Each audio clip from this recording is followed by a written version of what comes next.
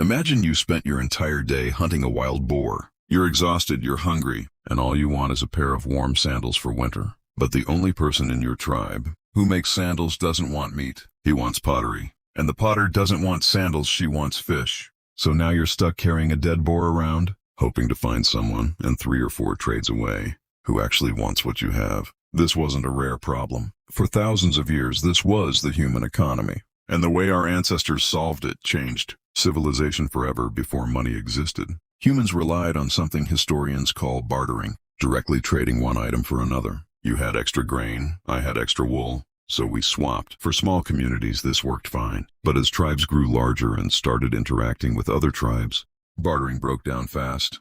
This is called the double coincidence of wants, meaning that for a trade to happen, both people had to want exactly what the other person was offering at exactly the same time. Think about how rare that actually is. A toolmaker needs food today, but the farmer he meets already has enough tools, he wants shoes instead.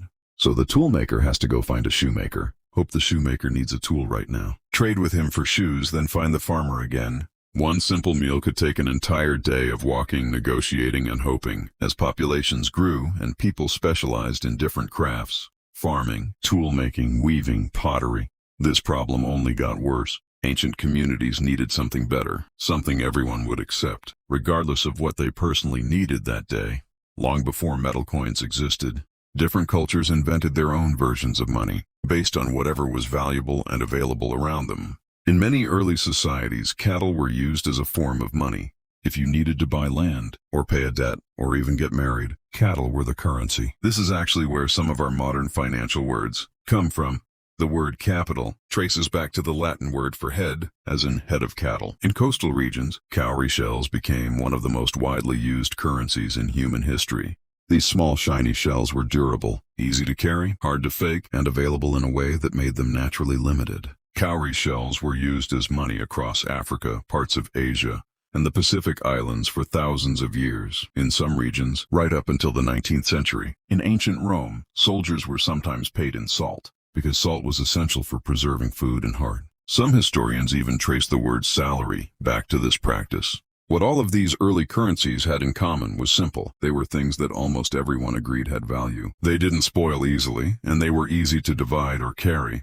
Around the 7th century BCE, in a region called Lydia in what is now Western Turkey, something changed the game completely. The first standardized metal coins. These early coins were made from electrum, a natural mix of gold and silver. What made them revolutionary wasn't just that they were metal. It was that each coin was stamped with a mark from the ruling authority, guaranteeing its weight and value. For the first time in history, you didn't have to weigh or inspect goods to know their worth. The stamp did the trusting for you. This idea spread fast. Ancient Greece adopted coinage and standardized it further, with different city-states minting their own recognizable coins. Ancient China, separately, had already been experimenting with cast bronze tools, shaped like small knives and spades, as a form of currency, eventually shifting toward round coins, with square holes in the center, a design that lasted for centuries.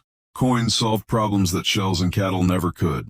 A cow couldn't be split in half to buy something cheaper. A coin could be minted in different sizes to represent different values, small coins for small purchases, larger ones for bigger transactions. This flexibility is part of why coinage spread across nearly every major civilization within just a few centuries, something most people don't think about. Money only works because people believe in it. A coin, a shell, or a piece of paper currency has no real value on its own. You can't eat it, wear it, or build a shelter with it. Its entire power comes from the fact that everyone around you agrees to accept it in exchange for things that do have value: food, tools, land, labor. This is why ancient governments took counterfeiting so seriously. In many early civilizations, counterfeiting coins was punished with extreme harshness, sometimes even death. Because a fake coin didn't just steal from one person, it threatened the trust that held the entire trading system together. If people stopped believing coins were genuine, the whole system could collapse overnight. This same principle of trust is why later civilizations eventually moved toward paper money, and centuries after that, or the digital numbers in a bank account today. The material changed completely, but the core idea never did. Money is really just a shared belief, backed by an authority everyone trusts. Coinage spread. It didn't just make trade easier, it reshaped entire civilizations. Empires like Rome used standardized currency to pay soldiers across enormous territories, which let them maintain massive armies far from home.